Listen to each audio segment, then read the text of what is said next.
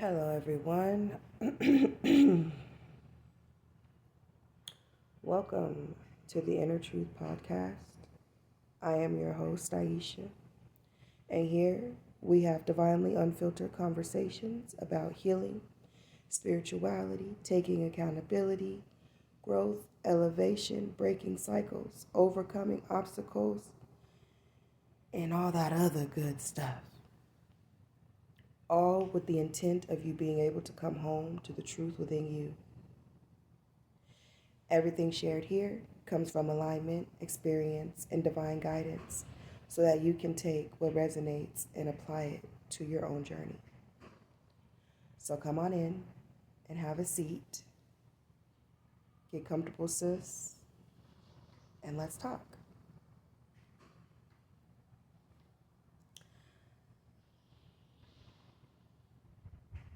So today's episode comes from my actual scripture studying and reflecting.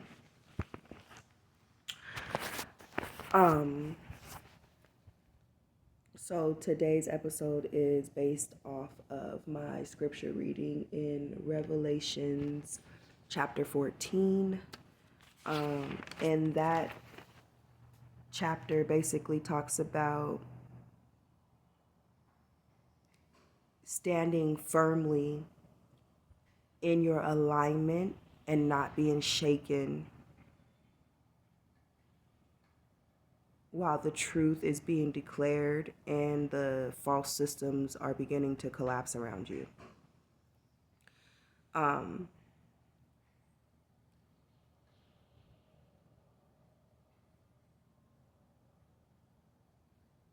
So with this chapter, with me reading this chapter, and I realized that it is very so much, and it has been in some aspects of it very much so easy for me to stand in my truth, stand in my authenticity, stand in my alignment, even while those around me are still caught up and trapped in the systems that are false, and those could be systems like, the system that we all live in, this matrix, this simulation, but it can also be the systems that they grew up and internalized and built their lives upon, that has been carrying them through life, right? But these systems aren't necessarily who they are or who they were made to be or meant to be. They're systems that were, like I just said, like they're systems that were built upon. They were systems that were influenced by others, and it could be other people. It could be it could be things you see on TV, advertisements. It can be a plethora of things that can influence someone and help them to create systems. And I know that this topic is a hard topic to talk about because when we talk about influence, people get kind of, offensive or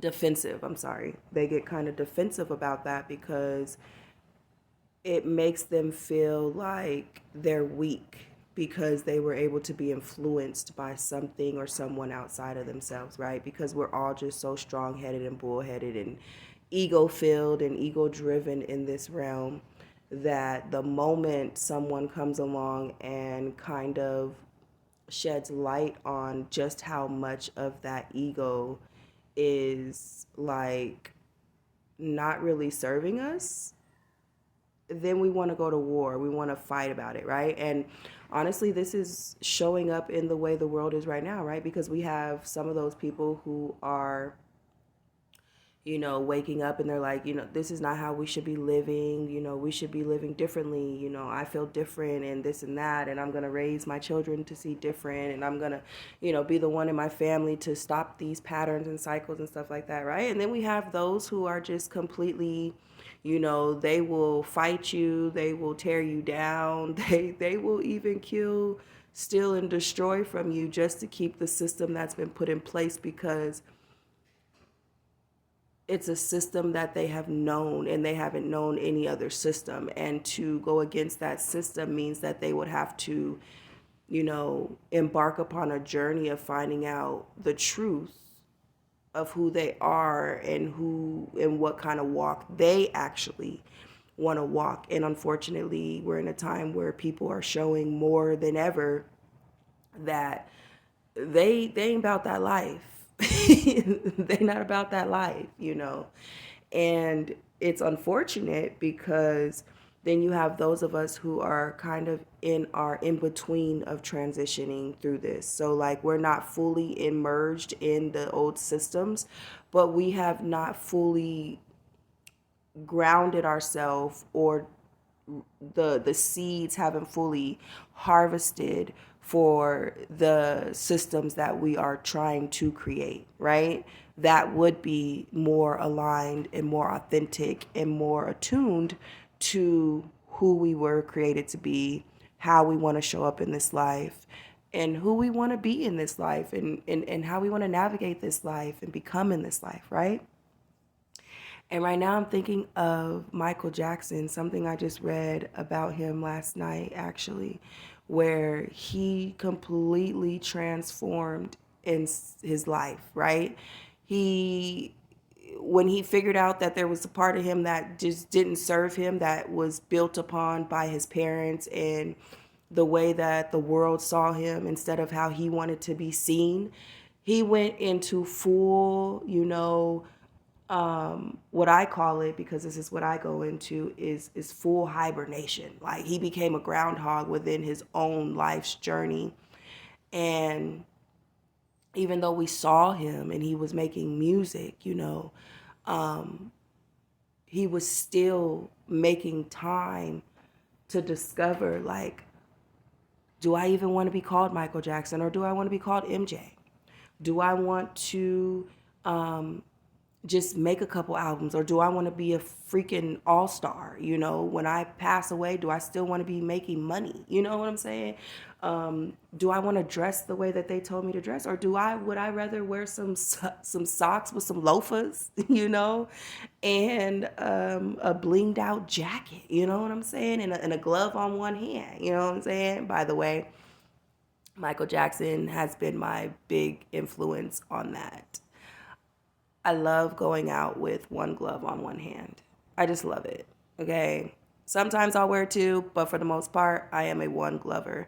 And I have noticed that trend, I have brought Michael Jackson's trend to life, because I see it now. I'm in Tucson, so I see people walking around with one glove on, and I'm just like, okay, look at that. Like, people that would never do it, I just see them and I'll be like, okay, boo, I see you. I know you would never give a girl her credit or her props, but it's okay. I see you. So yeah, that's what it made me think of when he said that, like, he completely went into hibernation mode and, went and discovered, he went in to become the master of himself, because he realized that if he could not master himself, then even though he was making music that would influence and, become so big and so healing as it has over these decades, in order for him to really be able to genuinely and authentically be able to stand in his self and his gift, he would have to become a master of himself and get rid of the things that he did not like about himself, that he did not wish to carry forth, because they were things that he was discovering were not a part of who he was. They were not a part of his thought system. They were not a part of how he viewed himself and wanted to view himself. They were not a part of how he wanted to be viewed by people, And so as I'm reading this chapter and I'm taking notes on this chapter, I'm realizing that this chapter isn't about isolation, it's about natural alignment. Like, I've noticed certain conversations don't feel good anymore. Certain environments feel draining, certain dynamics feel misaligned. And I've caught myself, because I'm in this in between transition, I have caught myself where instead of just letting a connection be, right? Like, okay, I can clearly see you don't like me. I can clearly see that. And I can clearly see you don't like me, and thank God for the gifts I have, because I can clearly know why you don't like me. I clearly know that you don't like me because in your eyes, you see me as something that you want to be and become, but you don't realize that you can be and become that should you choose to do that. So instead of you trying to go and do that, you'd rather hate on me. And honestly, you can't hate from outside the club because you can't even get in. You know what I'm saying? So I don't know where that came out. See, I'm trying to tell y'all, okay? Anyways, um, intrusive thoughts is a motherfucker, okay? Intrusive thoughts. That was a very, but it was a random aligned intrusive thought, okay? It was there was truth to that intrusive thought. But anyways, it's like I have found myself trying to shrink or stay in connections with people because of a fear that has been built out of this journey that I've been on, right? So growing up, I used to be the person who I didn't want to be alone. Like, I was abandoned by everybody. And the only way for me to fit in and feel a part of something was to engage or be influenced or peer pressured or accept in peer pressured dynamics, where everybody was smoking or where people were, in order to be the cool girl, in order to be the girl that a guy likes and sticks around for, you got to lose your virginity. Otherwise, if you're not willing to put out, then he's going to go and find someone who is. And then, don't let you fall in love with the guy before he lets you know that if you're not willing to put out, he's going to go find someone else,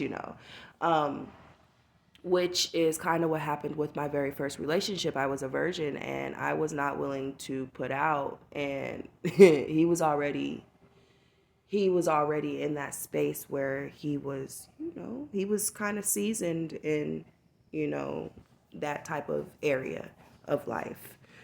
And I gave into peer pressure.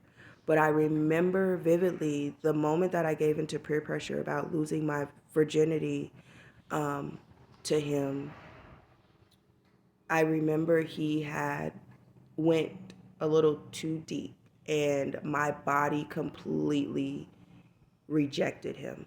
So like, and I kid you guys not, it was like a scene off of a movie where like a girl kicks a guy and he like flies up into the ceiling or something like that, right? He didn't fly up into the ceiling, so calm down. But I did kick him so hard and I didn't realize it until he came down. But I did kick him very hard and he flew into the wall. Like, he flew up into the wall. And I didn't realize what had happened until he until he fell on the floor. Until he fell on the floor. Anyways. See, I could laugh about it now, but back then I was not laughing about it. I was fully embarrassed and I was like, oh my gosh, he's going to leave me for another girl because he did it. Anyways. But it was like I wasn't fully consciously aware of what I was participating in, right? I wasn't really educated in it. I wasn't really fully aware of what I was doing. I wasn't spiritually aware that, by me engaging in this with a man that probably is not meant to be my husband, or if not even my husband, but probably not even worthy of the Pandora's box being opened in the first place, because I know now, but I didn't know then.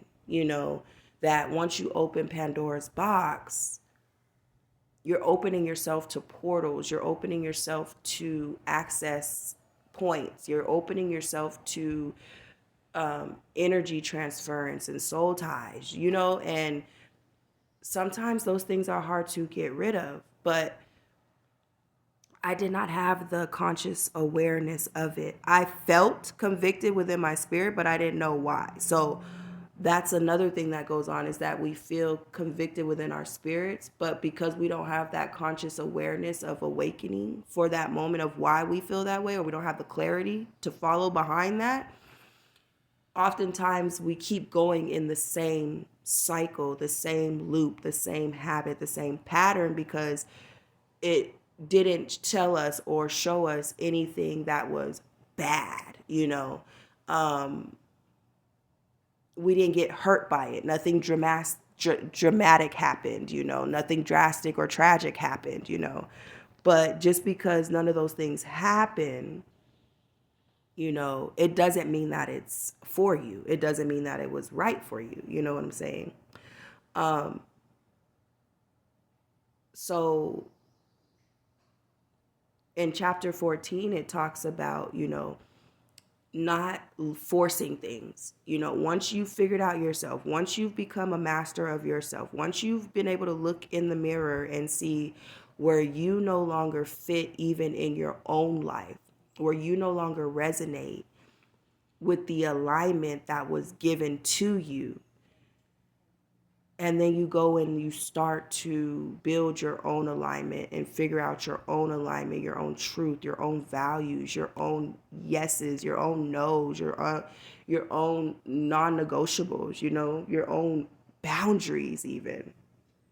It becomes another conversation for yourself, because then now once you looked in the mirror and you start doing the work to make sure that these systems that don't serve you fall away, and that there's room for the systems that you're planting consciously, the seeds to help your system become who you want it to become.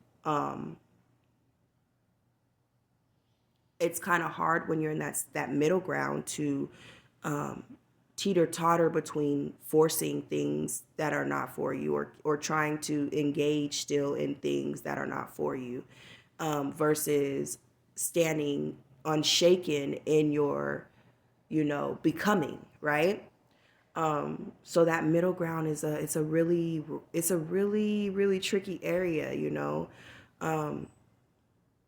but me reading this chapter, it helped me to realize that I don't need to convince, fix, or wake anyone up, I don't need to over-explain or stay in situations or connections or shrink myself or revert back to old patterns and habits that I worked so hard to overcome, just out of pure loneliness, out of pure not wanting to be isolated, not wanting to, stand out, not wanting, because honestly, let's be real. Like, I love this platform because I'm grateful that it allows me to be real, and it allows me to meet other real people. You know what I'm saying? Because let's be honest, like, even if you're meant to stand out and not fit in, right? In a world where everything possible is working against that, is an opposition to that very fine line in the sand, okay? It is hard not to tap your toes back up in that water, okay? It is hard to erase a part of that line that was drawn in the sand just so you could tap over it for the moment, And I'm saying this because I realize I'm not perfect. And as much as I have congratulated myself and just consciously wanted to be so perfect, so controlled, I'm realizing on this journey that is a thing of the past for me. So I have found myself out of the fact of wanting to be so controlled and perfect. I have found myself relapsing into patterns and habits that I worked so hard to get out of. And the reason was because the reason is because my nervous system, I'm not giving my nervous system time to integrate the new things, right? And my nervous system is not used to or accustomed to the things that I'm feeding it now. It's not used to healthy things. My nervous system is used to bullshit. My nervous system is used to fear. It's used to control. It's used to perfectionism. It's used to succumbing. It's used to being a follower. It's used to everything that I am realizing on this journey of self-mastery that I am not, and that I never was, but I became to appease the world.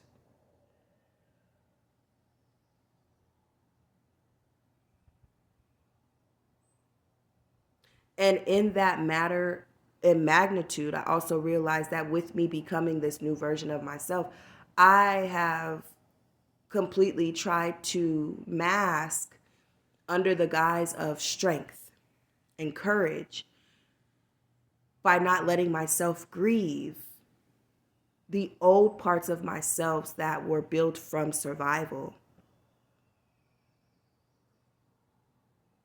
Because the truth of the matter is, it felt good being able to fit in with everybody else. Because at least I had people around me, right? I wasn't abandoned, you know. I was included, you know, even if it wasn't real, authentic, genuine inclusion, and maybe more so just you're including me because you can see that I'm the life of the party, or you're including me because you see that I have the money or the means for you to be able to come and enjoy, or you know, or it's because, you know, you see that I could throw a party. I could host and plan a motherfucking party and make it look like make it look like $1,000,000 and only spend 500 to 1,000. You know, you saw what I was able to produce, and in that, I created a belief for my nervous system that said we are only valuable or worthy if we do this or we prove that. If we give this and we show that, right? And so now I'm in the space where it's like, well, no, I actually don't agree with that anymore, you know. I actually feel like because I am here in this world, and because I exist, and because my name is Taisha Smith, you know what I'm saying? Because I am here, and because I am a child of the Most High, and because I walk this earth just like everybody fucking else, that means that I am valuable. That means that I am worthy. I am not valuable because of what I can give to someone, how someone can benefit off of me, or by what I do for someone.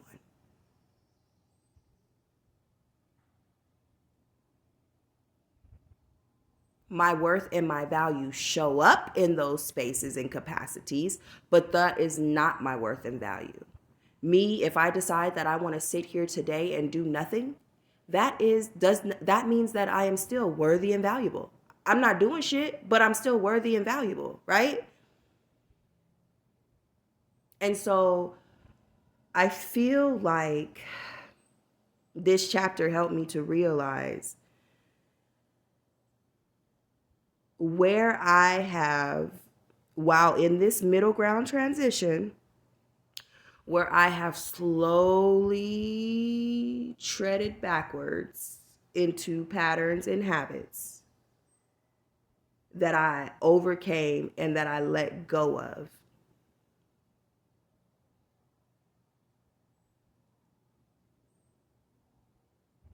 And in that, it helped me to realize that I know I have the power to stand out, stay authentic, and not need to fit in, right?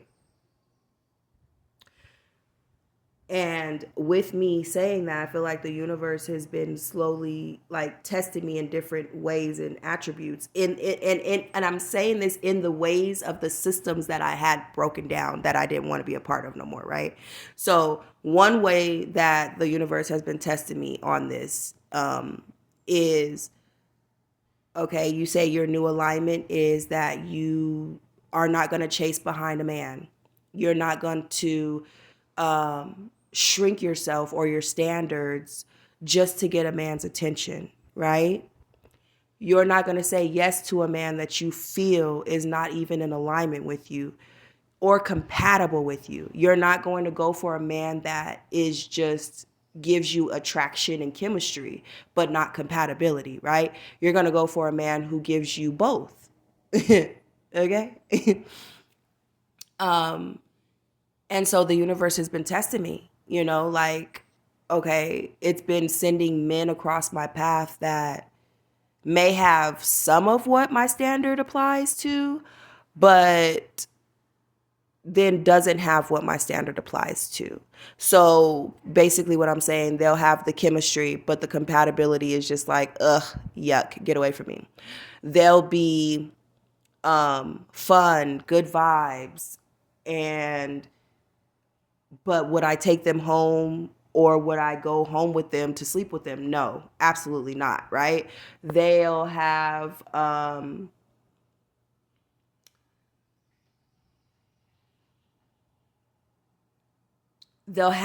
sort of spirituality about them, but they'll still be deeply spiritually, emotionally, and financially bound to other obligations in their life, right? I don't want that. Or let's just say that. Let's just say, or they'll come across my path and they'll present themselves and they'll come off as if they're single, right? But then once I get to asking them questions and whatnot, and then they reveal to me like, oh yeah, I'm actually married, this and that. It's like, oh, well, damn, like you should wear your ring, you should wear the ring that you got married with, you should wear that and stop trying to, you know, be out here deceiving people, you know what I'm saying?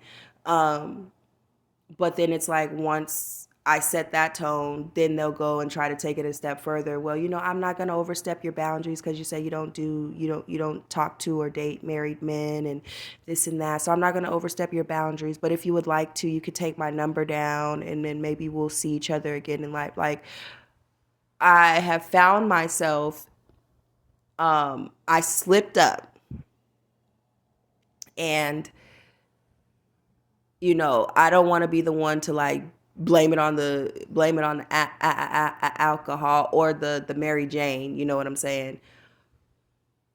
But I did slip up. That's just period, point blank. It doesn't matter if I slipped up because I was, high or, wasted. The fact of the matter is I slipped up and I let my boundary and I let my standard shrink instead of upholding it. Okay. So that's like one example of what this chapter is talking about, not being shaken or not allowing yourself to get into a space of misalignment because of loneliness or fear of not having anyone, or because you're, tired of being isolated, or because you go out in the world and you see everybody, they got their squads, they have their cliques, they have their friends, they have their this, and then it's just you. It's just you, and I'm not gonna lie, it's kind of hard sometimes when I go out and it's just me. Like, I love spending time with myself. It took a hard while for me to get to this point because I always wanted to be surrounded by people. I never wanted to feel alone again, right? And nobody really talks about the part where even when you decide that you want to love yourself, learn to love yourself, and you want to become your own best company, right? No one talks about the part of the grief that comes with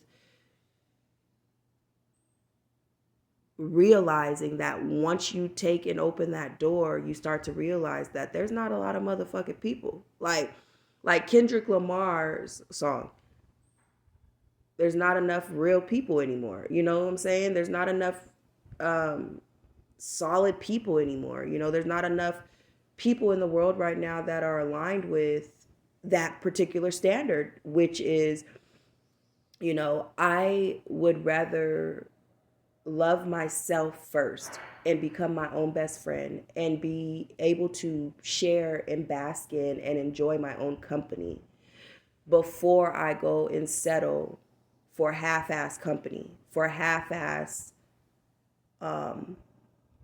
vibes and energy. You know what I'm saying? So, um,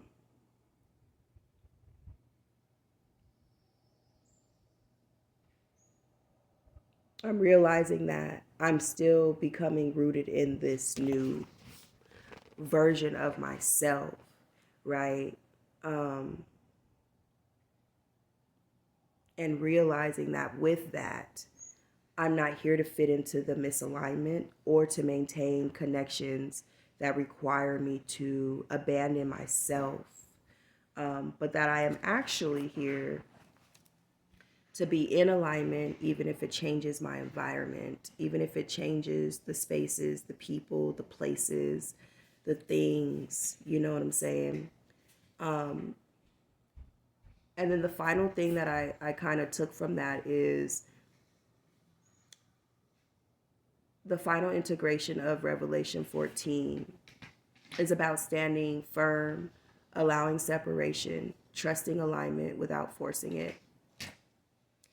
And that I get to choose alignment over comfort every time because I'm moving into the I don't need to be accepted everywhere to be fully myself anywhere phase of my journey, you know? And so I am like, I'm saying all of this to say to you guys, I did want to come and share because I was like, man, it's just so many people that I see going through this. You know, there's so many people that I've come across that are in their in between transition stages. And everybody wants you to be either on one side or the other side. And a lot of us, we don't operate in the shaded gray area. But this journey that we're on, that we're in this transition of, it would be considered a shaded gray area, right? And it's frustrating because we don't normally or naturally operate out of this area. It's either black or it's white, right? And so to be in a shaded gray area of my life, it's hard because it's like I don't fully know what seeds are going to harvest right now because I've planted many seeds, but I don't know which seeds are going to harvest right now, right? And harvest season, sometimes our harvest seasons take a while, right? And so sometimes we just grow impatient. So with that, that impatience becomes the loneliness, the quietness, the unfamiliarity, right? And so it's like, okay, well, I just want to scribble out a part of this line in the sand because I want to go back to the area where, you know, I was this and I did do this and I knew this and it was familiar and I had people around me and I this and I that, right? But it's not always what's best for us.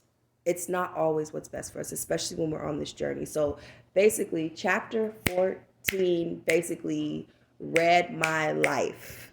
Okay, chapter 14 corrected me and got me back right in my thoughts. But it also helped me to realize that I am literally still grieving the old parts of myself that are withering away. And though I have overcome certain patterns and obstacles and done much healing work on myself and much growth and elevation and ascending on myself, with me doing all of that, I didn't allow myself to stop and grieve the parts of me that would no longer be, you know. And so the energy is still somewhat lingering because it hasn't had the opportunity to be grieved the way it needs to be grieved, right? So now I'm getting emotional because it's hard to grieve when you feel like your whole life you've been grieving, right? And then especially when your eyes are wide open, right? They're opened up wide. And you start to see just how much of yourself you have this contrast where you get to see just how much of yourself was taken advantage of, was heavily influenced, and how much of yourself didn't get tampered with. And sometimes those ratios, when you look at them, it's hard to sit with that. It's hard to face that. It's hard to acknowledge that. It's hard to say, oh my gosh, I have 75% of things in my life, systems in my life, beliefs in my life, survival methods in my life, and tools in my life. Mama. That weren't even who I was, that weren't even who I was meant to become. And then I have 25% of myself that wasn't never tampered with, right? And it's hard to grieve that, especially when you come from a background where you had to be strong and you had to be courageous because your life depended on it. It makes you, when you look at that, you understand it from a higher perspective that that's not your fault. But at the same time, you fight a different battle with the fact that I know that that wasn't my fault because I was a child, and the things that I was supposed to be being taught and how I was supposed to be protected and educated, I wasn't given that opportunity because everybody around me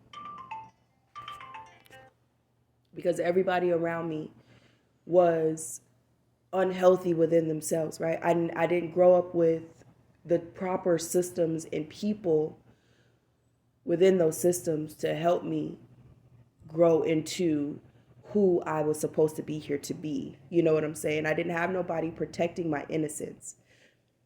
And so understanding that while also being in the place of like, but why couldn't I have been strong enough?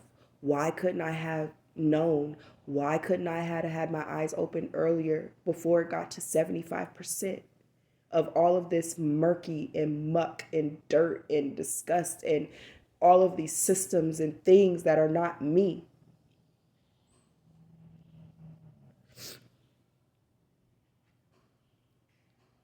But the thing that gives me peace in this whole thing is that I'm on this journey. I'm healing through this journey. I'm becoming more consciously aware to be able to catch myself when I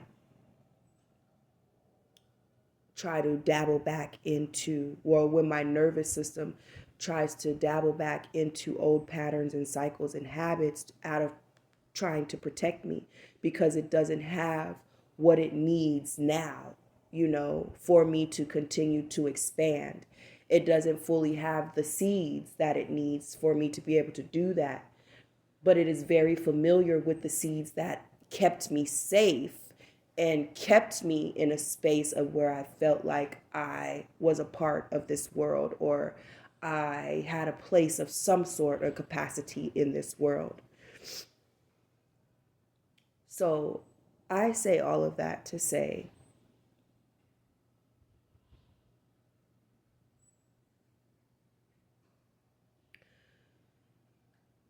if you are feeling like this, if you are on this journey and you found yourself tapping back into old patterns, habits, cycles, things that you've overcame, right? And you immediately went into condemning yourself, judging yourself, being overly critical of yourself, bad talking yourself. I need you to put a pause on that. I need you to stop that. And I actually need you to reinforce to yourself that you're still on a journey and your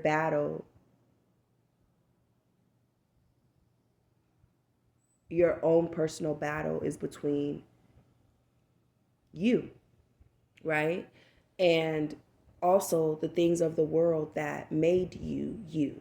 You know what I'm saying? And I also need you to take a moment to give yourself grace and understand that you're not on a perfect journey. You're on a journey of mastery. And mastery doesn't happen overnight. Mastery takes time.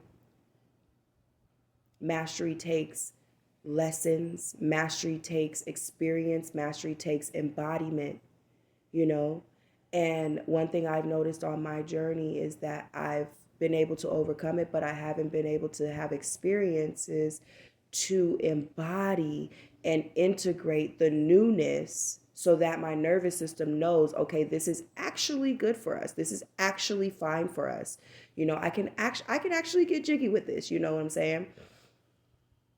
And it's hard because in the environment that I'm in, I don't feel like there's a lot of people who are on a similar journey as my own. I feel like there's either surface level spiritual people, there's really deeply indoctrinated Christian or religious people. And so when it comes to me trying to have those experiences of where I try to get that embodiment, I'm realizing greatly that I don't feel like I'm going to find that in the environment that I am in. I feel like I have outgrown this environment and I have gathered everything that I needed from this environment. And so my next option is to go into a new environment, one that is more equipped to handle and provide me with the things that I need for the next phase and part of my journey. Um, and so, one practical daily step that I am taking away from this is something called the hold the line practice. And basically, what it is when I feel the urge to go back to old patterns, behaviors, over explaining myself, shrinking to keep connections, people pleasing, overextending, saying yes when I definitely feel like no. Um, I'm going to pause and ask myself, am I honoring who I've become or am becoming? Or am I honoring who I used to be to survive?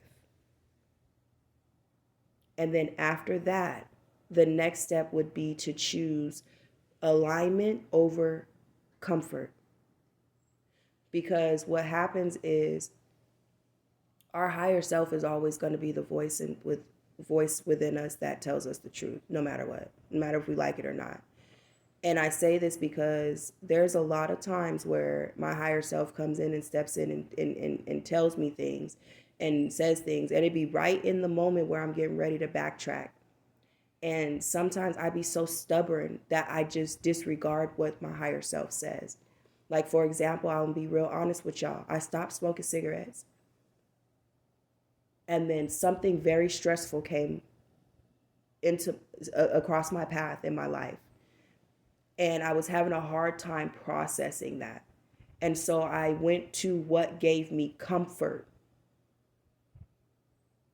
for 2 decades. And for 2 decades, marijuana and smoking cigarettes was my regulators. They were my comforts. They were my numbers. When I didn't want to be or feel the the bullshit of the world, I could always turn to them. And I realized that on the journey, what made me stop turning to them was that, for one, you're not healthy for me. For two, you're helping keep my heart closed and it needs to be open. For three, you're blocking my very sacred center that I actually need to navigate this world with. And and for three, like, if I could go back in time, my younger self wouldn't have never wanted to pick this shit up in the first fucking place. This is not how my younger self would have wanted to regulate herself or to deal with high level stress. And so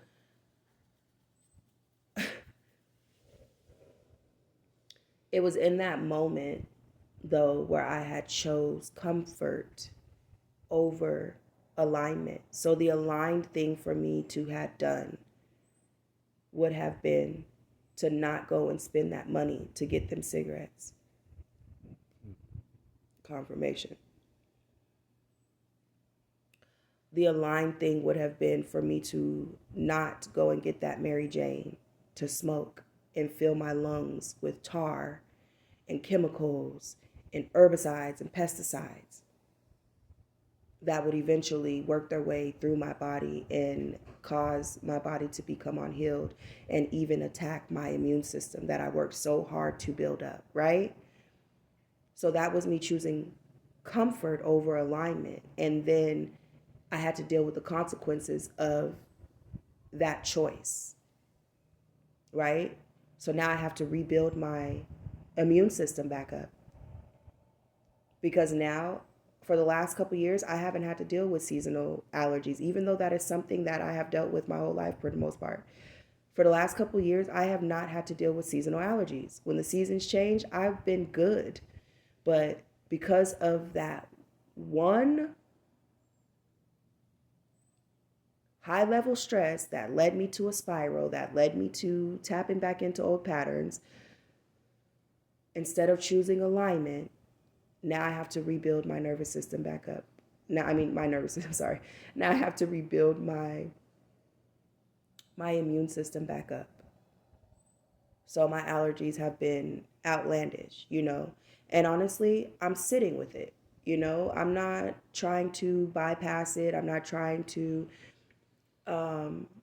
gaslight myself or gaslight the situation. I'm not trying to, okay, well, that was that. Now I need to get back to where I need to, I'm not trying to do I'm sitting with it.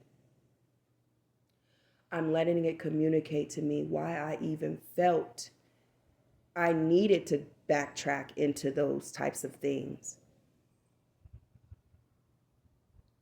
And it actually led me into a space of shadow work,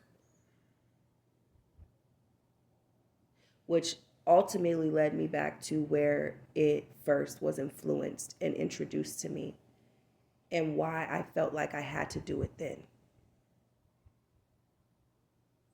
which set me on a road of 2 decades worth of doing it and just every day hurting my body more and more, more and more, more and more, more and more, until I decided that I was going to stop. And I stopped for 3 years. I stopped smoking marijuana for 3 years. I stopped smoking cigarettes for 5 years.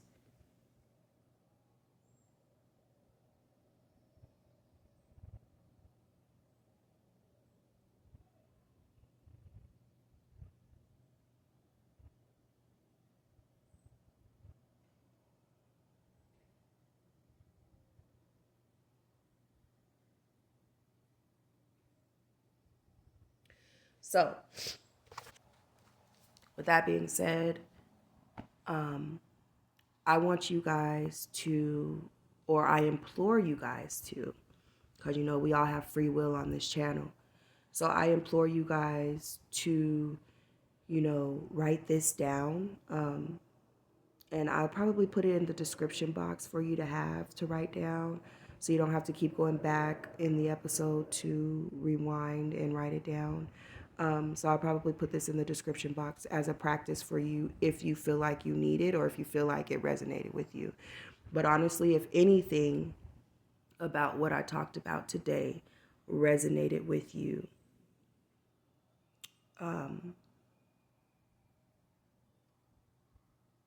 that makes me feel happy. That makes me feel grateful, you know.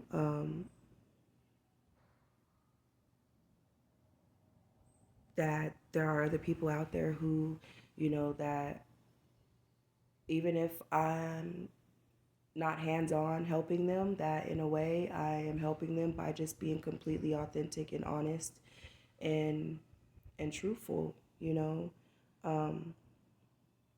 I do want to say I won't be letting y'all into every aspect and domain of my life, so don't even get too comfortable. But when it's something that I feel could really be useful, and could help my explanation or give someone further insight, because I know I'm neurodivergent. So sometimes when somebody talks plainly to me, there's many possibilities as to what you might be saying. So what are you saying? You know what I'm saying? So so that's, I process. I'm a multi-processor. So I try to extend courtesy where I can, so that other people who are multi-processors too can understand and really be able to feel the vibes on this side. So with that being said, I want to say thank you for joining me on today's episode. I hope you are leaving this space with something to help you begin your soul's evolution. Even if it's one thing that made you go, Like, share, subscribe, leave a comment so we can engage and so you and others can keep up with the vibes on this side. If you want to experience the energy I talk about,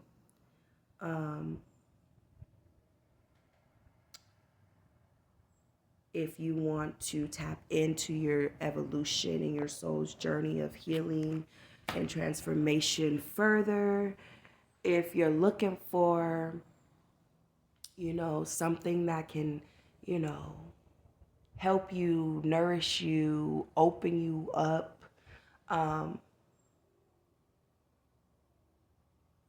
I implore you guys to,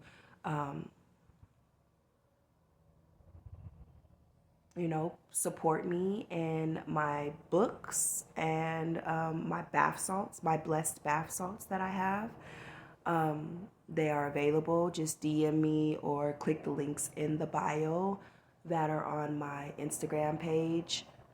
For the bath salts, you will have to DM me because there's another system. There's a way that I do it. Take orders for that. But for my books, the links are in the bio. You can order them on Amazon.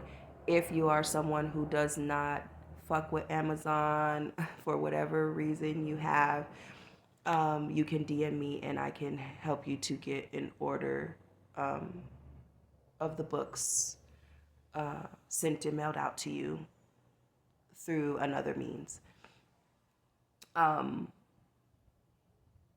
So yeah, I will leave my Instagram information in the description box with the practical daily step practice for this episode. And let me see, is that all? Is that everything? Spirit, is there something you want to say before I close out?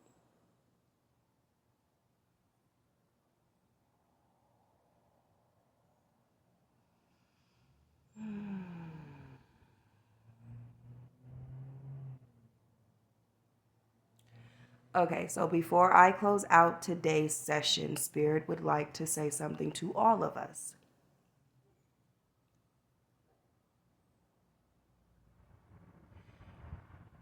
Spirit wants us all to know that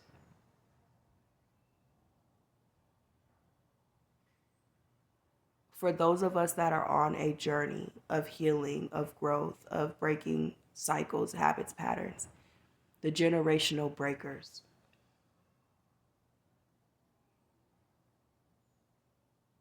we've got to stop being so hard on ourselves.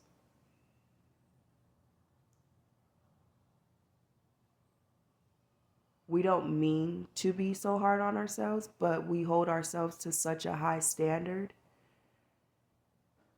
that it leaves little room for us to be able to make mistakes. We either go from one extreme to the next. If we're not being completely controlled and perfect, we're being completely messy and out of sorts. We've got to find the balance, because literally everything centers itself around balance. And I'm hearing Mayat. And she was the goddess of balance. And actually, balance is one of her principles.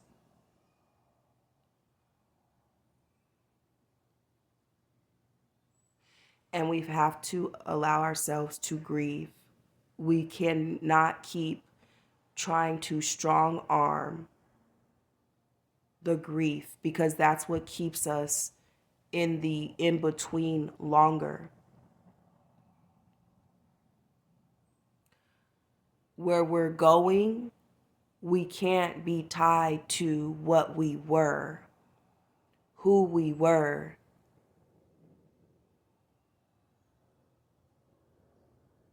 So we've got to allow ourselves to grieve.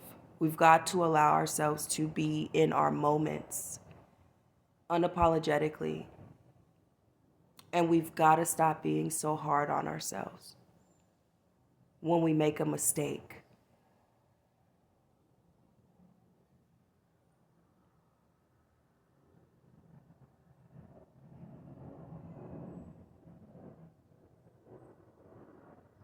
I'm also hearing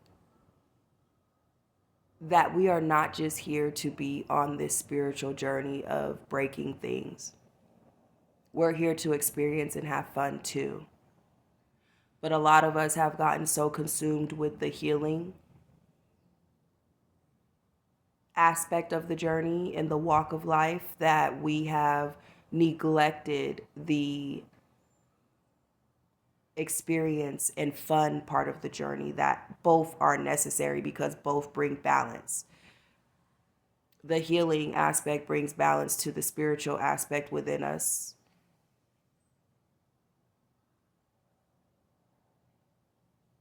But so does the fun and experience.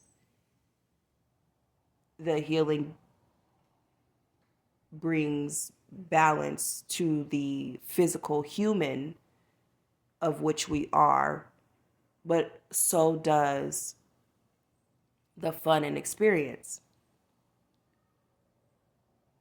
And a lot of us are grieving certain aspects of the old parts of self because we've stopped having fun.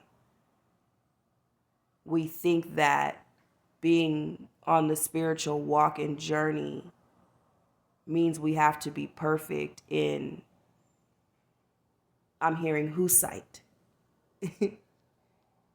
I'm hearing whose sight?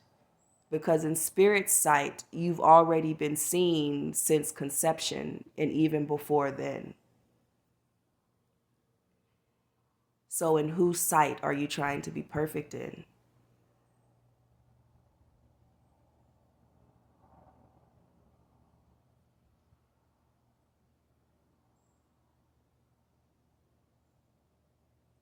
I'm hearing it is absolutely okay for you to go out and have a good night out on the town without losing yourself and your growth and where you have come in your journey.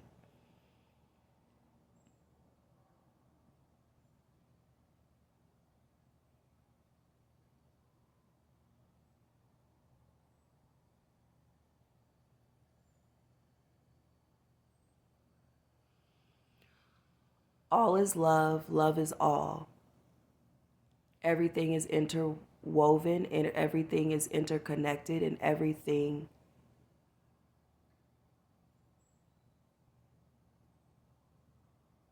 is everything. Okay. Okay, Spirit, I like that.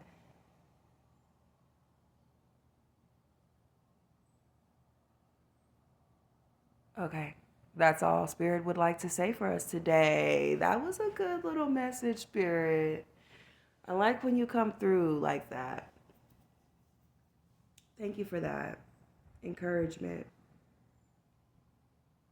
So, yeah, guys, I hope that you take what resonates from this episode. I hope that you got something. Um, and honestly, I feel like I'm saying I hope when I know that you are definitely going to take something away from this episode for sure. And I feel like you're going to take something away from every episode that I've posted before this one and will post after this one because literally I know that I'm bringing the vibes just simply because I'm coming unscripted, I'm coming real, I'm coming raw, I'm coming unfiltered. And the only people who won't get nothing from this is people who are not for me in the first place. The people who are not meant to be in this space in the first place, okay? Um, but yeah, so like I said, if you would like to support me on my journey, and you would like to support yourself, you can purchase my books or my bath salts. Just DM me on my Instagram. You can find that information in the description box. And you can find the hold the line practice that I'm going to start implementing for myself as I am going through my integration phase of life in the description box also. So with that being said, I'm your host, Aisha, and this is the Inner Truth Podcast. Bye-bye for now.